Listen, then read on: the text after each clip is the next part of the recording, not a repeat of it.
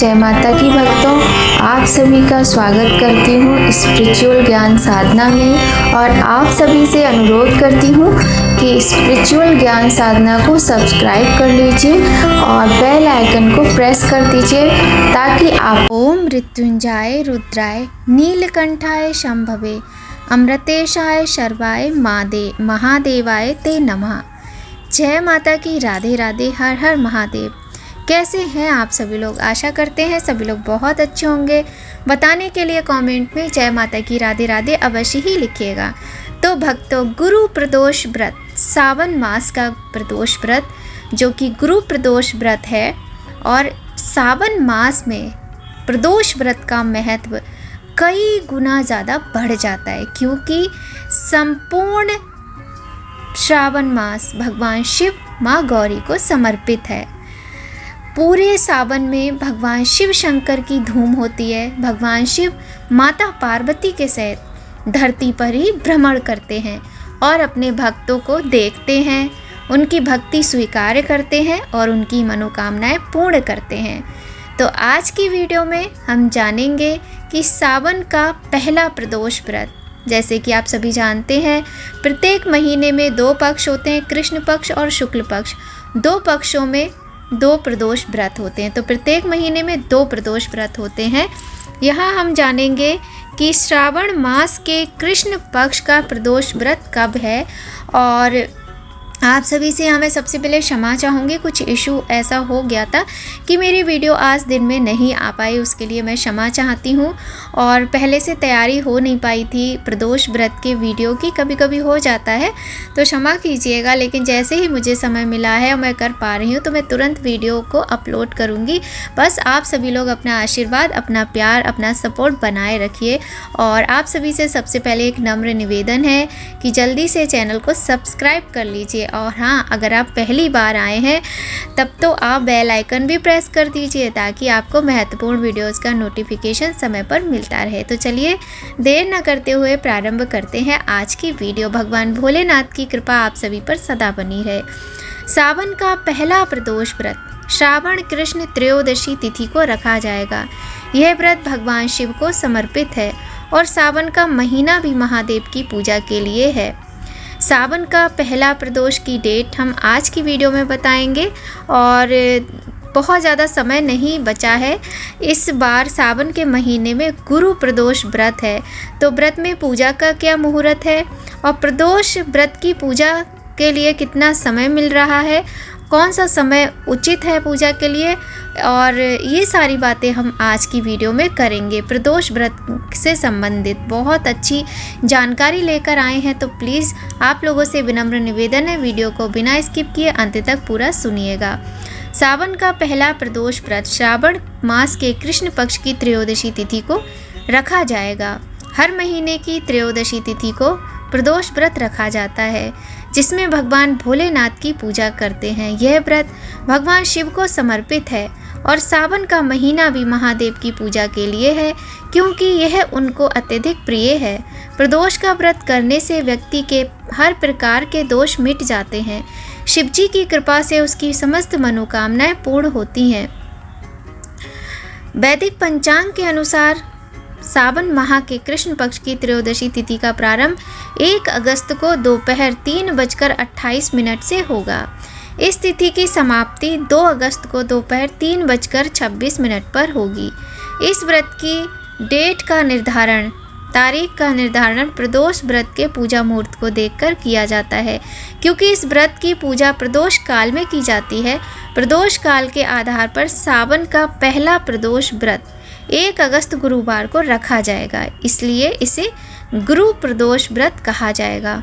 1 अगस्त को पड़ने वाले गुरु प्रदोष व्रत की पूजा के लिए आपको 2 घंटे 6 मिनट का शुभ मुहूर्त प्राप्त होगा, जो कि गुरुवार 1 अगस्त को प्रदोष पूजा का मुहूर्त शाम 7:12 से 9:18 तक है।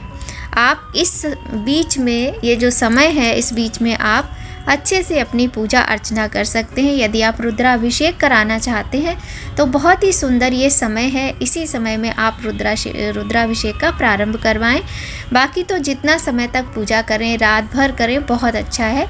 और मंदिरों में तो जहाँ लोग ज़्यादा भक्ति करते हैं वहाँ मैंने खुद देखा है कि रात भर भगवान के रुद्राभिषेक चलते हैं। 4 पहर की पूजा होती है, क्योंकि श्रावण मास की त्रयोदशी तिथि है, श्रावण मास का प्रदोष व्रत है और कांवरिया पहला जल चढ़ाएंगे शुक्रवार की सुबह त्रयोदशी तिथि में। तो शिवरात्रि जिसको कहा जाता है, बहुत अधिक महत्वपूर्ण होता है श्रावण मास का प्रदोष व्रत। इतनी दूर दूर से नंगे पैर कांवरिया जल भर के लाते हैं और भगवान भोलेनाथ को जल अर्पित करते हैं, और उस जल को चढ़ाने की जो तिथि होती है वो शिवरात्रि होती है, जो कि श्रावण मास की शिवरात्रि होती है। तो यहाँ हम आपको ये भी बता दें कि त्रयोदशी तिथि 1 अगस्त बृहस्पतिवार को दोपहर 3 बजे के बाद से प्रारंभ हो रही, जो कि शुक्रवार को 3:26 तक रहने वाली दोपहर में। तो इस बीच में शाम को प्रदोष पूजन होगा बृहस्पतिवार को, किंतु जो शिवरात्रि का जल अभिषेक शिव जी को किया जाएगा, जैसा कि कांवरिया लोग लेकर कांवर आते जो वो जल अभिषेक करेंगे, तो वो शुक्रवार को करेंगे सुबह। तो ये आप अच्छे से इस बात को जान लीजिएगा, ठीक है। और बहुत सुंदर तरीके से सब लोग पूजा कीजिएगा, रुद्राभिषेक करा लीजिए तो बहुत अच्छा है। नहीं तो आप जितना जो कर सकते हैं, बहुत ही सुंदर बात है, आप पूर्ण श्रद्धा भक्ति प्रेम से कीजिएगा। अब हम यहाँ पर आपको एक छोटा सा उपाय बताते हैं अपनी बहनों को, जो मेरी बहनें हैं, यदि वो व्रत करती हैं तो कल प्रदोष व्रत है, आप चाहें तो कल कर लें या फिर परसों आप पारण करने से पहले। देखिए व्रत का पारण तो होता ही होता है ना, अनाज नहीं खाते हैं हम लोग प्रदोष व्रत में, तो जब हम अनाज खाएंगे अगले दिन व्रत का पारण तभी माना जाएगा। और व्रत के पारण से पहले जब आप शिवालय जाएंगे पूजा करने के लिए, तो 1 चुन्नी और हरे रंग की 14 चूड़ियाँ, संख्या में 14 होनी चाहिए, 1 बिंदी का पैकेट, 1 सिंदूर और आलता, 5 चीज़ें हो गई हैं। बस 5 चीज़ें आप ले लीजिए और बताशे ले लीजिए भोग में। ये सिंपल सी चीज़ें लेकर आप मंदिर जाइए। बाकी जो आपका सामान है, जल है, पंचामृत, दूध, जो भी आपको ले जाना है, चंदन, अक्षत, सब लेकर जाइए। लेकिन मैं आपको ये उपाय सिर्फ माता पार्वती को आपको जो करना है उपाय, वो मैं आपको यहाँ पर बता रही हूँ। तो आप अपनी पूजा करें नित्य प्रतिदिन की, उसके बाद माता गौरी को, माँ मंगला गौरी को आप ये 5 चीज़ें सुहाग की सामग्री की अर्पित करें माँ को। ऐसा करने से माँ अत्यधिक प्रसन्न होती हैं। और यदि पतिदेव साथ में चले जाएं फिर तो क्या बात है। हस्बैंड के साथ जब हम सावन के महीने में माँ को हरे रंग की चूड़ियाँ अर्पित करते हैं, मेहंदी अर्पित करते हैं, सिंदूर अर्पित करते हैं, तो माँ बहुत प्रसन्न होती हैं और अपने बच्चों को आशीर्वाद देती हैं अखंड सौभाग्यवती रहने का। बहुत सुंदर ये उपाय है और ज़्यादा आपको महंगा भी नहीं पड़ेगा, आराम से आप कर सकते हो। 100 रुपये के अंदर सब चीज़ें आ जाएंगी। ज़्यादा से ज़्यादा तो देखिए आप 16 श्रृंगार पूरा ले लीजिए, लेकिन कम से कम 5 चीज़ें 7 चीज़ें तो लेनी ही चाहिए। और भोग प्रसाद में आप जितना जो चाहे चढ़ा सकते हैं, अगर कुछ नहीं है तो बताशे चढ़ाइएगा, ठीक है। तो ये हमने आज आपको उपाय बताया है जो कि आपको करना ही चाहिए। पौराणिक कथाओं के अनुसार प्रदोष व्रत को सूर्यास्त के बाद से जब प्रदोष काल शुरू होता है तो भगवान शिव प्रसन्न होकर कैलाश पर नृत्य करते हैं। महादेव प्रसन्न हैं और उस समय में उनकी विधि पूर्वक पूजा अर्चना करें तो भक्तों को उनका आशीर्वाद शीघ्र प्राप्त होता है और मनोकामनाएं पूरी हो जाती हैं। इस वजह से ही प्रदोष व्रत की पूजा सदैव शाम के समय में की जाती है। तो यह कारण है कि प्रदोष व्रत की पूजा शाम के समय क्यों की जाती है। गुरु प्रदोष व्रत के दिन आप सूर्योदय के बाद से कभी भी रुद्राभिषेक कर सकते हैं। हालांकि इस बार गुरु प्रदोष व्रत के अवसर पर शिववास नंदी पर सुबह से लेकर दोपहर 3:28 तक है। इसके बाद से शिववास नहीं है। जो व्यक्ति पूरे विधि विधान से गुरु प्रदोष का व्रत रखता है उसे शत्रुओं से कोई हानि नहीं होती है।